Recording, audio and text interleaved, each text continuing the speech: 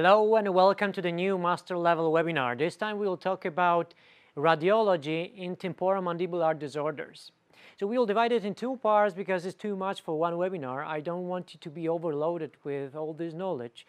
And first thing we're going to start with is answering your question, when do we use imaging for TMD patients? Because it's not like the patient is coming to our office and we refer him straight away for the MRI. First, you have to have some initial diagnosis in your mind that you want to confirm with the imaging. So when you look at these stairs, so we got a TMD management in here. It looks simple, but it's not always only a couple of steps. So what we always start with is a history. This is the most important thing if we talk about a TMD patient. This is much more important than an examination that we'll talk about in a second. So the first thing, the screening questionnaire, that is a modified choice questionnaire. This is what I use, and if I have some doubts, I go a little bit deeper with this questionnaire. Another step is the exam chart. This is the examination where we check the range of motion, we check malampati, we check muscles, we check joints, and we make the final diagnosis. But as I said, if I have some doubts, if the patient is coming to my office and he's already saying that he has a TMD, he has some muscle pain, some joint pain, then I've got another questionnaire for him, which is the chronic pain questionnaire. And we have many difficult questions for them to ask, like post-traumatic stress disorders. We got many patients that have sex abuse in the past. Is that we have a patient that have some post-traumatic stress disorder resulting from death, resulting from some diseases. So people are chronically stressed, and sometimes they are coming to your office telling you that, and you are not listening to them. They say, "Doctor, every time I'm stressed, I've got bigger pain." It's like, oh, it doesn't matter. We have to do the bite equilibration. No. Listen to them. They are telling you the answer. You're always thinking about the teeth, but you have to listen to the history, when it started, how long it lasts. Is it permanent pain? Is it intermittent pain? Also, what is important is to give them the map to draw, because when they finally get the pencil, they will draw where is the pain, what kind of pain is it? Is it a burning pain? Is it a burning pain? If it is burning pain, then it's really likely to be neuropathic pain. This is neuropathic pain that is not to be treated by the dentist, but the neurologist. So forget about the dental procedures for the patient with neuropathic pain. Although I know that some people say something different, but we'll not discuss it today. What we also give to our patient is the questionnaire that is referring to sleep apnea, that is stop bank questionnaire. Because sometimes we give our patient the splint that we know that the patient feels worse. Why the patient feels worse? Sometimes because of the compression on the cervical vertebrae, sometimes because of the restricting the airways. Remember that when we are increasing VOD, it is like a scissors. So cervical vertebrae is compressed and the airway is restricted even more. So diagnose it first if there is no restriction in here or in here, if you don't want to make your patient worse. But if we know all of that, if we know that the patient has some acute problem in the joint, or we are in doubts whether it's a muscle problem or a joint problem, but we know for sure we have to look inside, then we are going one step further from the examination to the imaging to confirm our diagnosis. It's not like we are looking at the panoramic X-ray first, then we see some bone degeneration, and we say, "Oh my God, I will not make a veneers for you because I see there is something." You don't really know what it is. You didn't confirm it with the CBCT. You didn't confirm it with the MRI, but you know there is something.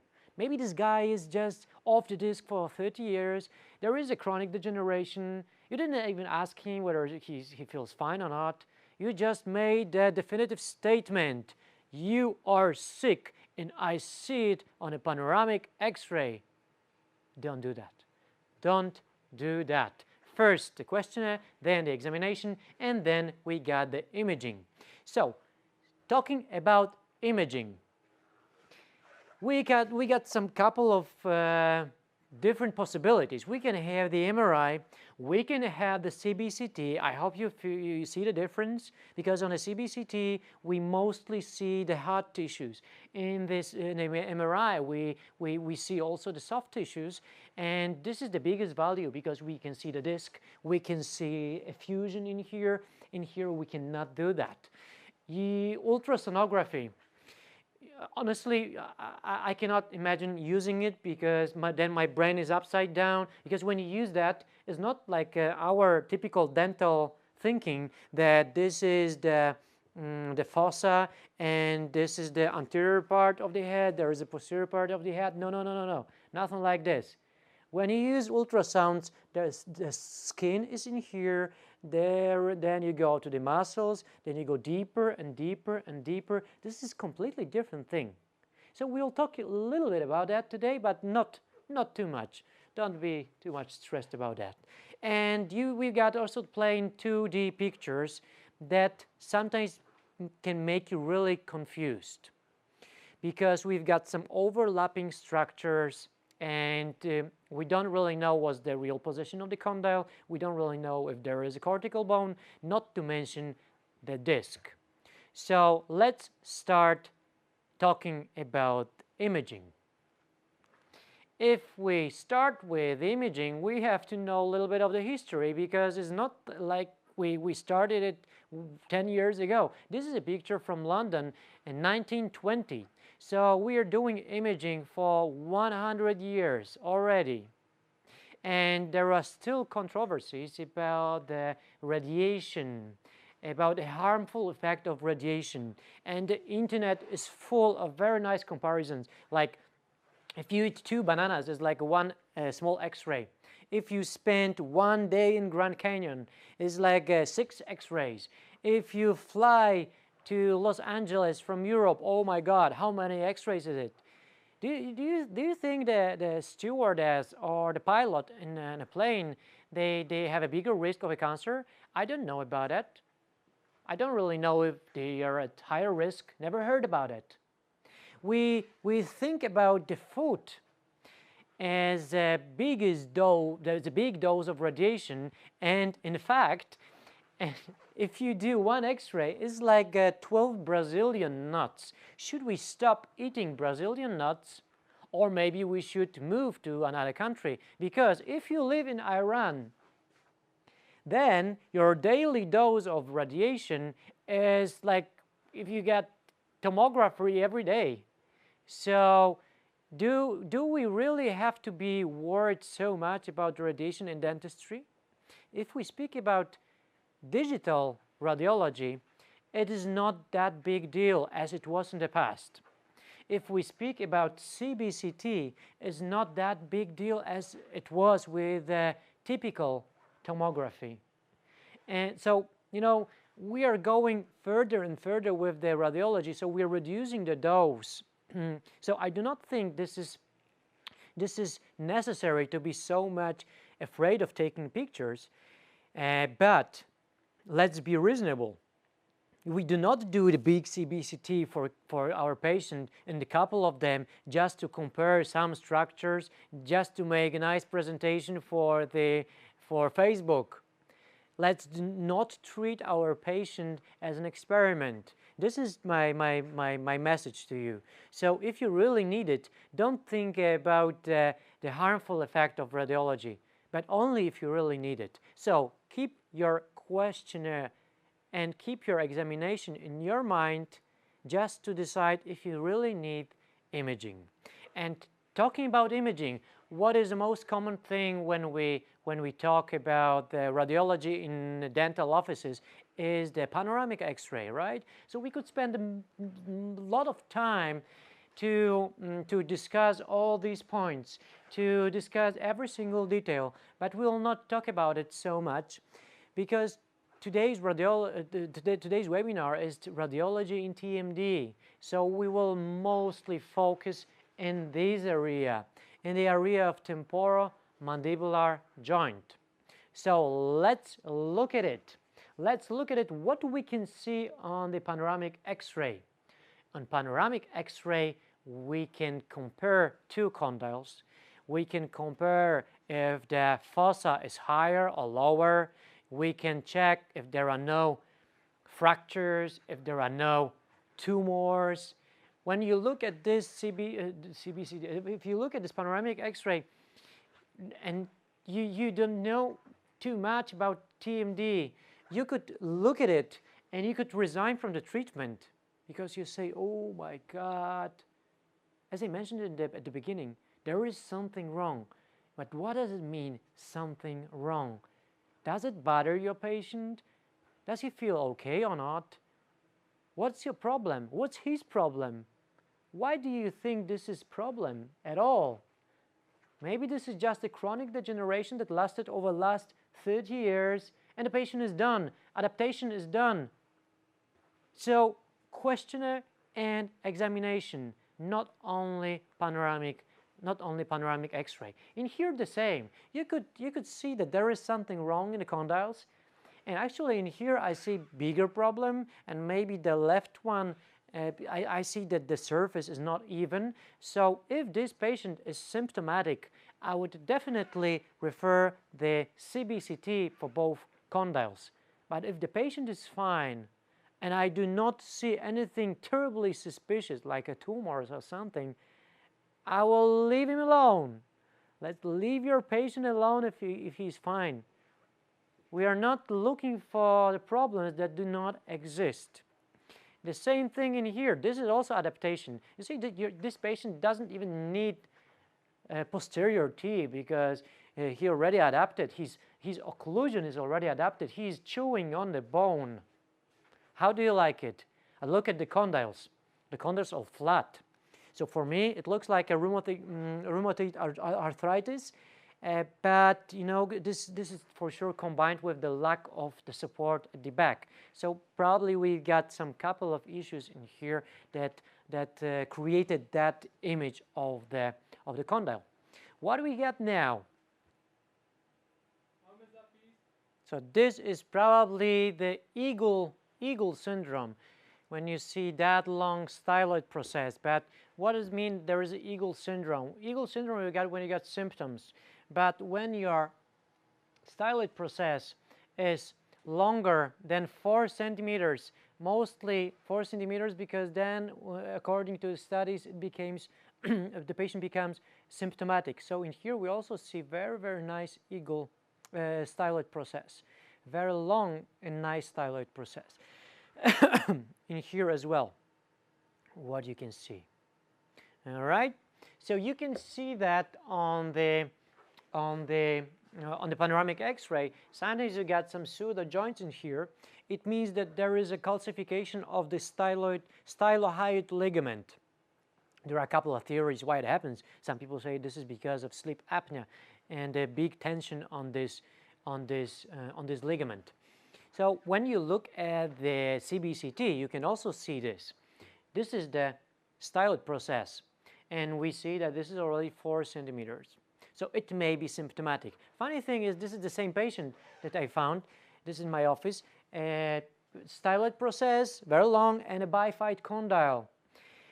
The theory about a bifid condyle is very complex. Some people say this is a developmental problem. Some people say this is because of trauma. But the thing is that sometimes you will see it with your patient just accidentally. This is very often asymptomatic, so this is not a real problem for your patient. Bifid condyle is not that big problem for your patient. What we can also see on the panoramic X-ray, and sometimes you can see very nice thing on the Facebook. So take a look at this. This is the big fracture, probably because of some dentists tried to extract the third molar, and then we got a fracture on the angle of the mandible. What we have here is also the fracture, and you can see it with the black arrows. There is a line of the fracture near to the condyle. But as this study says, actually, we can diagnose many nice things on a panoramic X-ray, like fractures, like tumors. But to diagnose temporomandibular joints, CBCT is much better, and we'll discuss on it later on. Before we go into the CBCT, I have to tell you that one of the most often reason why patients come to my office, even referred by other dentists, is because of clicking. So we know that we do not treat clicking unless it's symptomatic, but very often patient is coming to my office because he has a clicking which actually has nothing to do with the disc. So I'm telling, okay, can you open, close, there is no clicking. So I'm asking, so where is the clicking? And then the patient is opening the mouth so much that they can put a fist in the mouth. So this is nothing to do with the disc. This is the subluxation of the condyle. So take a look at the right, on the left condyle. What's happening under the skin? So you see that this condyle is going to the excessive translation. The left one is fine. Sorry, the right one is fine. The left one is wrong. This is subluxation of this condyle. So remember that there is a difference between the tendons and ligament. Tendon connects the bone with the muscle, and it is elastic. Ligament connects the bone with the bone, and it's mostly made of collagen fibers that are not elastic. So once you stretch it, this is like a leather belt. It will never go back to the prior length. So you have to give your patient an indication not to overload it even more, not to open into the excessive translation. So we can diagnose it with some plain 2D pictures, and actually if you use them, I think this is the only indication for those pictures, to check the hypermobility, because we do not see much more than that. So in here there is a hypermobility because you see that the eminence was here and the condyle is in here, so it goes too much forward. Of course, when we got a big pathology, you will see a little bit more. Like in here, you see the osteophyte, you see that the bone morphology is a little bit changed, but it must be a big deviation from normality if you want to diagnose something in here. And this picture is a picture of the hypermobile joint, and it was only 2D. In here you got a 3D picture. So let's take a look what you got. This is the fossa in here, and this is the condyle. So the condyle should stop in this position. So it goes too much forward. So this is subluxation or luxation if the patient cannot come back. And even better is on the MRI. This is the open mouth, this is the closed mouth picture. So this is the fossa in here, and there is a condyle. So condyle should stop in here at the apex of the eminence, so it goes too much forward. So we will talk about many CBCTs and MRIs today, and the biggest confusion is actually the colors. Because what you see as white in here is the hard tissue. So what is hard in here is black. Hard in here is white, hard in here is black. So the cortical bone in here will be black, like what you see in here, and the cortical bone on a CBCT will be white. And we will talk about black and white pictures, and especially if we talk about black and white pictures, sometimes some small details make a big difference. So when you look at this, most of you probably already see Adolf Hitler, and when you look at this, most of you probably see the priest.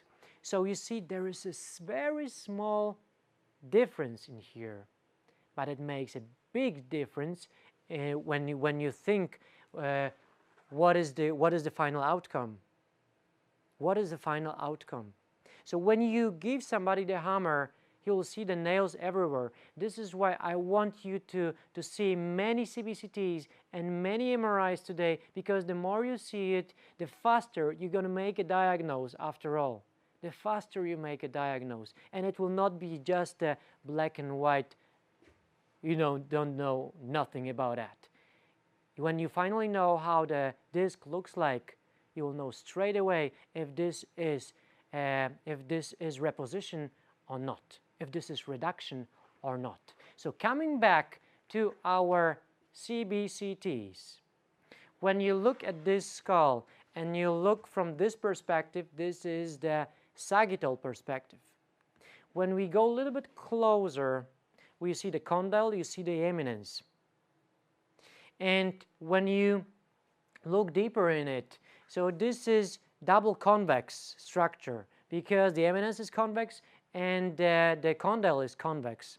So this is why the nature gave us a disc to create a double joints, the upper one and the lower one. But let's not talk about a disc right now. Let's talk about the contours that we see in here. The contours that we see in here is a cortical bone, and you can clearly see it because it's white, and it is not interrupted. There are no erosions in here. There are no osteophytes in here. There are no cysts in here. So this is the sagittal view. Now we got a coronal one. Coronal one means that you look from the front or from the back, but you slice the head this way. So you see the condyle that looks like this with the cortical bone that is white. We see the joint space that you can also measure. So how we do it, I will show you an example of the curve stream, how we calibrate what we look at. Because first of all, you have to localize the condyle, then we have to make the arrows on the particular projection. So if we go a little bit higher, then we see where the condyle is. You have to localize where is a medial pole and where is a lateral pole, because you have to cross these 2 points to make the reference line. And we do that. And what you see now in the right lower corner is that we already have the coronal projection. And you see beautiful condyle in here. You see the cortical bone of the condyle. You see the joint space that you can measure. So you can take a ruler and you can measure the space if this is enough for the disc. Maybe it's too narrow, maybe it's too wide, maybe there's destruction, maybe there's compression. It looks fine. For me, it looks fine. Then you can also calibrate it in the midline of the condyle. So in the sagittal projection, you can also see it very nicely. To take a look, what we see now is, this is the ear hole, this is the fossa and the eminence, and this is the condyle. You can also clearly see the joint space. This is not symmetrical, but we do not symmetry in here because the nature is not about a symmetry. Physiology is not about a symmetry. So this is the middle point for the middle part of the disc, and this is the disc for the space for the distal part of the disc. Because if we speak about the joint space, you have to know what is it for. The joint space is for the disc and for the soft tissues. So this is called the condylar vertical dimension, and when the disc jumps out, it collapses. So the condylar vertical dimension is decreased, and we can also call it the joint space, just the joint space. So let's take a look how the healthy joint works, and it looks best on this video. We see that the condyle is going into the excessive translation. This is hypermobile condyle because it doesn't stop at the apex of the eminence. But what we also see is that the condyle is going all the time with the disc on the top, with the disc on it. There is no subluxation of the disc, and there is no actually also reduction of the disc because the condyle is all the time at a place. And this is not the beautiful symmetry in here, what you saw, because as I mentioned, we will not see the pure circles in the anatomy of our patients. In here you see the irregular shape. In here you see the irregular shape. But also in here you see the irregular shape. You will not place the ball inside. because our condyle doesn't look like a ball. So we, the dentists, we really love symmetry. So we are trying to figure out what's the ideal position of the condyle into the fossa according to the measurements. We love maths. We love numbers. We love 0-point dentistry.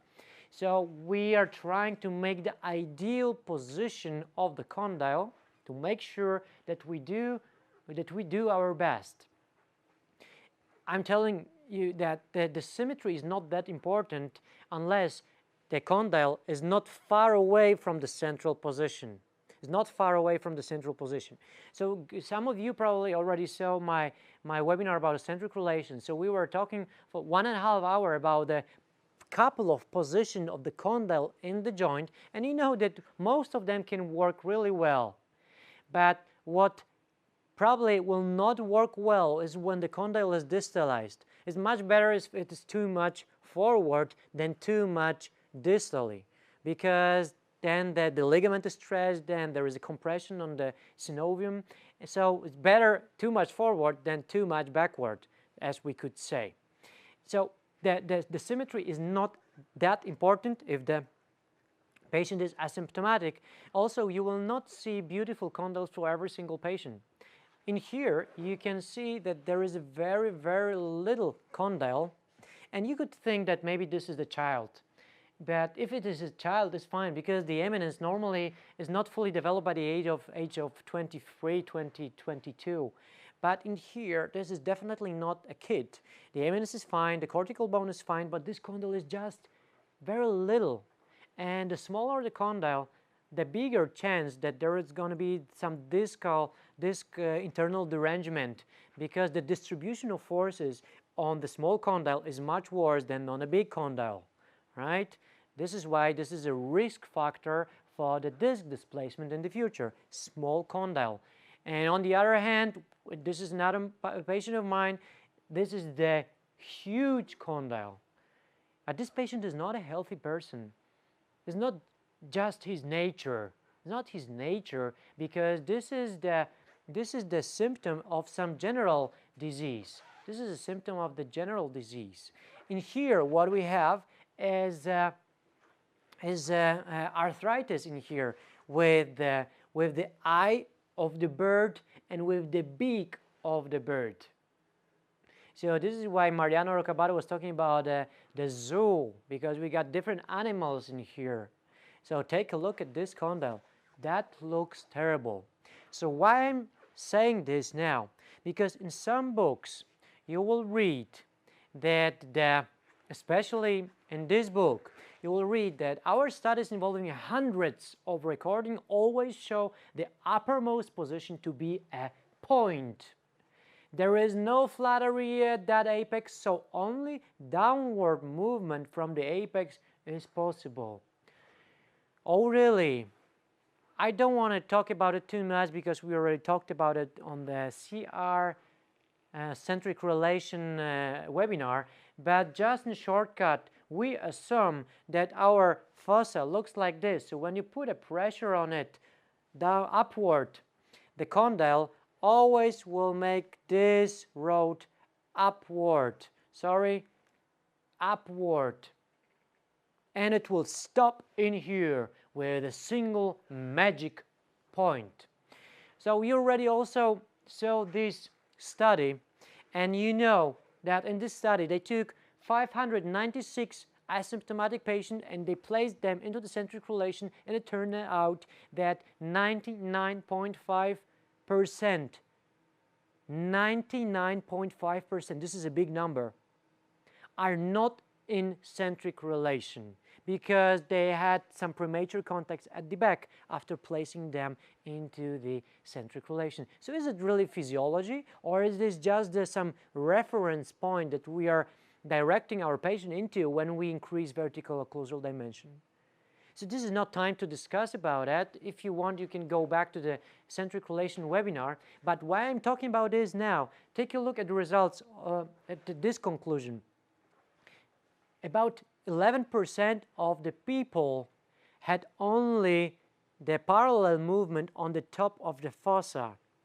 So the fossa on the top was flat. There was no magic point of centric relation. So we will have different condyle. John Coyce used to say, my condyle is not a ball, my condyle is a potato, and my potato is different than your potato.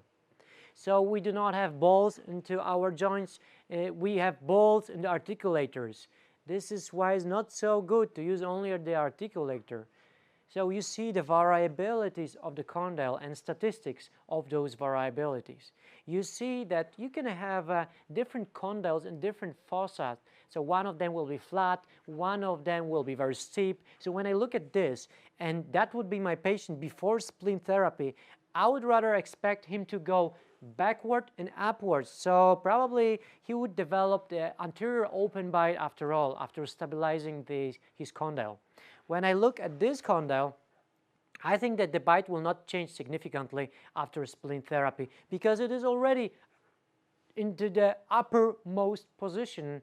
And if we talk about it, and we will go back into this in a second, this is too much upward, too much. This is too high because there is actually no space for the disc. So if you have this type of patient that you can see on the right, it will be easy for you probably to find a stable, reproducible position while you do the dosing manipulation. But on the left, if your fossa is flat, then that will not be that easy to find that magic point. And do we really need that magic point? Or maybe we got a comfort zone and that's fine? Think about it. Think about it. What the study says, what the literature says, and what your patient tells you. So, coming back to our skull and to our condyle, this is what we see on the CBCT if we talk about a sagittal projection. Now, is it a good position or bad position? Is there a space for the disc? You're happy because you see the symmetry, right? In here, everywhere is symmetrical. It looks like very stable joint. When you look at these contours, you also see very nice position, right? There's a pure symmetry. But think about it, where is the space for the disc in here? And is the disc flat or the disc is biconcave? Look at this. There is a very thin temporal bone in here, very thin temporal bone. So it needs a shock absorber, and this shock absorber is a distal part of the disc that is pretty thick. Because when you look at it, this is 3 millimeters at the back, 1 millimeter in the intermediate zone, and 2 millimeters in the front. And this is how it looks on the cadaver. So there is a thick portion at the back, middle portion thinner, and a thick portion in the front. And this is how it looks like from the transversal projection. So where is the space for the disc in here? Of course, there is no space for the disc. So if the disc is in there, it is either compressed or it will be squeezed out. So once it's squeezed out, the space is even narrower, is even more narrow than if you look at those two joints. Which one do you think could be symptomatic? You don't know the history, you don't know the examination, but you just see those two pictures. Which one do you think has a worse prognosis? That one or this one? Of course, this one. In here, maybe this is too big distraction. Maybe the condyle is too far from the fossa. But honestly, I do not think so. But in here, there is too big compression. So take a look at this video. What do we see in here? If we change it from the medial pole to the lateral pole, we see that the space maintains very narrow. And we can also measure it. 1.3 millimeter. You already know that the disc is 3 millimeters, not 1.3. So this is too narrow. There is no space for the disc. And now we got a coronal projection. We can do the same. So you see the space and we can measure it. We take a ruler and we check how much of the disc can fit in here. No disc can fit in here. No disc can fit in here because this is just too narrow. So having those two joints, you can already have some initial diagnosis in your mind that there is a problem in here. But our joints work together. So when one is going up, very often another one goes down. And when it may happen, this is kind of controversial gnathological conception, and I'll tell you that it may work when let's say you deliver the crown for the patient, it is 2 millimeters higher, and you have no more time to adjust it and buy it because another patient is waiting in the waiting room. So you tell your patient, okay, go back home, you come back tomorrow and we'll adjust it. 2 millimeter, maybe it's going to be too high. So our body is not designed to be in centric relation, but we, the people, evolutionary, we developed to eat properly and to survive. So therefore we have to have a MIP, maximal intercuspation. So if we have a space in here, your patient will definitely move the masseters to connect those teeth to eat properly. So when those masseters will contract, that condyle will also go higher. Then either it will compress the disc or it will squeeze the disc out. So one more time, I will go back, take a look. We start from here, we bite strongly, and then our occlusion is changing, and then our condylar vertical dimension is changing, and then we can see something that looks like this. So one condyle is going down, another one is going up, and another one is going up. So when you look at our diagnostic chart and we take the imaging, you see that there is a narrowing of the joint space. So this is what we choose to, and this is where we sign in here. Narrowing of the joint space. We will discuss every single part of it today, so you will know exactly how to make the diagnosis. And coming back to our disc, the disc may be either compressed or maybe squeezed out forward, but sometimes the disc that goes forward pushes the condyle backward, like in here what you see, and this is what you can see on the CBCT. So I told you the symmetry is not that important, but if the condyle is far away from the central position and your patient is using your muscles strongly, because that may be asymptomatic easily, but if your patient has some other problems and the compensation and adaptation doesn't work well, this may become symptomatic. When it may happen, especially if you have something that's called constricted chewing pattern. So when your patient is, especially after orthodontic treatment and closing the spaces between the teeth, we create the premature contact on the frontal teeth. Then your patient is trying to connect molars, and to connect molars, he must slide backward on the palatal surface of upper incisors. Very often you can see the destruction on the palatal surface of the upper incisors, but it doesn't indicate the active problem. It may indicate the problem that was active in the past and the patient has already adapted. So this is how it may look like. The patient is closing. He's closing first on the palatal surface of the incisors. Then he wants to connect the molars, posterior teeth, so he slides backward to finally get the contact on posteriors. So while the incisor is sliding backward, the same, so does the condyle, and it may sometimes look not only like a distalized jaw, but the slide laterally. Take a look. This is a patient after spleen therapy, and the bite is pretty stable, but after getting to the, once I ask her to go to the MIP, you see the slide, the centric slide, oh yes, centric slide to the right. So there is no distalization of the jaw. There is a lateralization of the jaw. The same in here. Take a look. Take a look. Patient is closing. And what happens to the jaw? Sliding, shifting to the right. Shifting to the right. So your jaw can be pushed backward, but sometimes you will have a rotation of your jaw. So one condyle will be distalized and another one will be a little bit more forward and for sure will be more laterally. Like you see on this picture.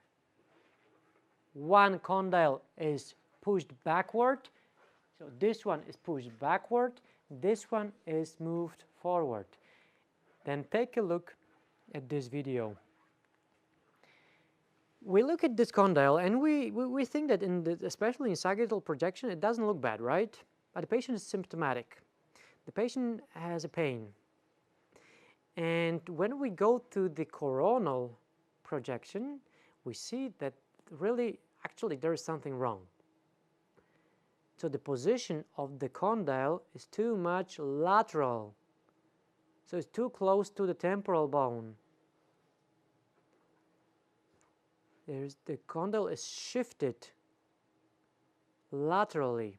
Take a look at the medial distance. So when you know that the sagittal projection is pretty nice, but the coronal one looks, as you could see, then you think straight away about the rotation of the mandible. You see this? This is another joint of this patient. This is another joint of this patient, so we see that another one is distalized. So you think straight away, all right, this one, the lateral pole is too much laterally, and this one looks this way, so we know that the mandible is rotated, and this condyle is distalized, and in here the lateral pole sticks too much outside, right? So this is how it looks like. This is how it looks like, and you see it on the pictures. That condyle, why you see it too close to the temporal bone? Because this lateral pole is going outside. You remember that the jaw, when it's opening, the condyles are going, the condyles are spreading, right? They are going much further from each other, this way, this way. Every time you go into the protrusion and every time you open, the condyles are going outside. So they are going closer to the temporal bone. On the other hand, that condyle is distalized, that you can clearly see on the CBCT. So how do we mark it on our exam chart? Big deviation from the central position. This is what we choose as a partial diagnose. Partial diagnose. This is what we see on the CBCT. So it cannot be full diagnose because we still need the examination and we still need the history. So when you look at this, what do you expect after splint therapy, and what would you say about this position? You got 10 seconds to think yourself.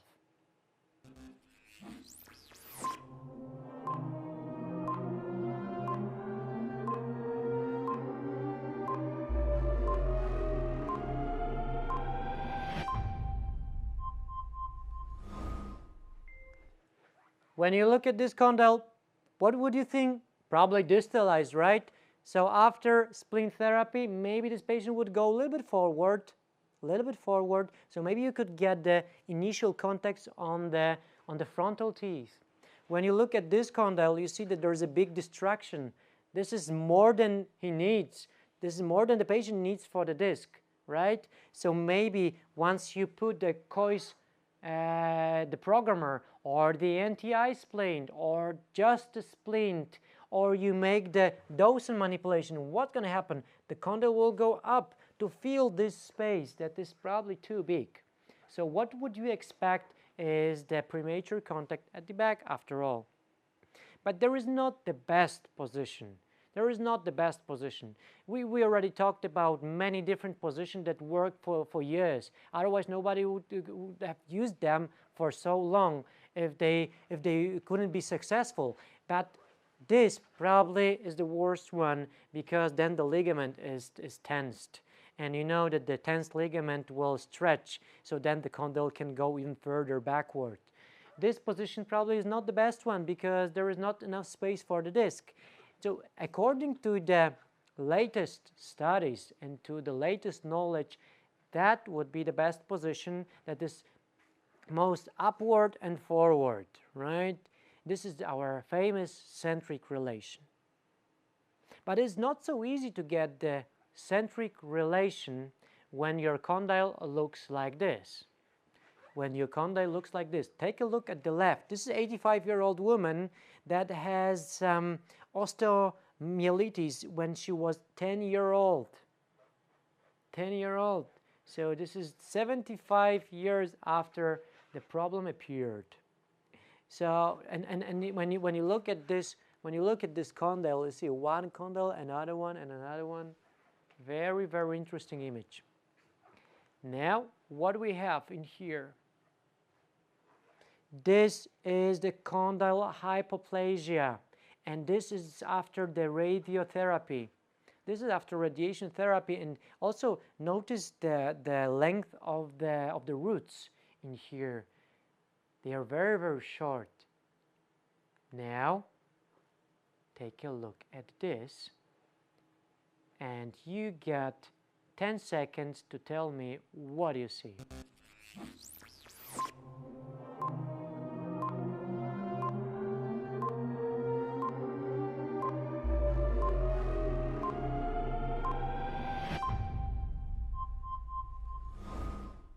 This is right condyle hyperplasia. You see the ramus of the mandible? It is huge. It is huge. The same condylar hyperplasia you see in here. There's a big difference. The right one and the left one. You can clearly see it on the CBCT, but you could also notice that on the panoramic X-ray. And when you look at these teeth, you could think that the joint is probably very, very destructed, right? But it's not. But it's not. This patient has a cerebral palsy, so he's grinding significantly all the time. But when you look at the condyle, it looks fine. What doesn't look fine is his scoliosis and the rotation of the second cervical vertebrae. So when we look at the skull, you look at the cervical vertebrae, and we can easily see the spaces between them. But you can also look inside your spinal cord, and you could notice if there is some rotation or not. By the way, this skull is made of CBCT. So this is exactly the skull of our patient, of our beautiful patient, right? So you can easily see all the cervical vertebrae. You can easily see the styloid process, and you can also see the hyoid bone with the horns that we will talk about after a while. Then the condyle position is fine, and the condyle morphology is fine, but what is not fine is clearly visible in here. And take a look at the teeth. It looks like a samurai sword, you know, somebody cut it off. This is amazing how it looks like. Also, this is from the intraoral camera. Okay, what we've already spoken about was the panoramic morphology, panoramic disorders, what you can see on the panoramic X-ray, and what are the limitations of the panoramic X-ray, and every single 2D picture with some overlapping structures that may make you very, very confused. What we already talked about is the space, the joint space in the CBCT, we know how much do we need for our disc, so we already know what is too wide space and what is too narrow space. What we already talked about is the position of the condyle. When we talk about the centric relation, when we talk about the big deviation from the central position, because we do not need a symmetry. Asymmetry is fine as long as it stays asymptomatic. But when the condyle is too far away from the central position, when there is a big deviation from the central position, it may not be okay for the patient that uses his muscles really well. So what else we have for the second part of the webinar is this. Is the most important thing if we talk about the TMD, if we talk about internal derangement, internal intracapsular disorders. This is the erosion of the cortical bone, because if we have active erosion, our treatment is not finished. You cannot make orthodontic treatment, you cannot make prosthetic treatment if you have active erosion on the top of your condyle, because you will end up with a new open bite after every 6 months. You have to know if this is acute or this is chronic, if this is osteoarthritis or this is osteoarthrosis. This is what we have to learn in the second part. Another thing, what we must learn is the joint, the disc position, and we will read many MRIs, so you will know exactly where is the disc, whether it's reducing or not, what are the effusions, how do we recognize the cortical bone on the MRIs. This is very important to know how to read the MRIs, but it is also important to know how do we read cephalometric picture. What may be the consequences of increasing vertical occlusal dimension through the airwaves? What may be the consequences of increasing vertical occlusal dimension to the cervical vertebrae? How do we recognize the airways on the cephalometric picture, and how do we recognize it on the CBCT? This is very important to know if the patient is fine, if he hasn't got any sleep apnea, if we can increase VOD for him or not. Maybe he's gonna need a physiotherapist, maybe he's gonna need the ENT doctor. We will talk about many pathologies, so you will find out where it comes from when the patient is coming to your office saying, "Doctor, I got an open bite in here that I haven't got before. It happens now. It happens last 6 months. So how on earth? How can she bite like this after all, with such a big gap between the teeth?" But what is also important is to know the difference between the MRI and the ultrasound. What is better? What is more useful? What is easier to be done? But to use your MRI easily, you have to know the anatomy, you have to know function to start learning about a dysfunction. So we'll talk about the ideal position of the disc, ideal movement of the condyle. We will talk about anatomy and the physiology of the muscles on the MRI to know what is pathology and what is physiology. You will see some videos of my patients that I will tell you exactly what do we see on the MRI, what do we see on the CBCT, and most of all, you will have your time to make your diagnosis and to summarize your knowledge. Because if you can decide what you see on the picture after 10 seconds, then I'll be glad that I helped you to move forward. So let's call it even for now, and let's start the new webinar in a second. Thank you very much.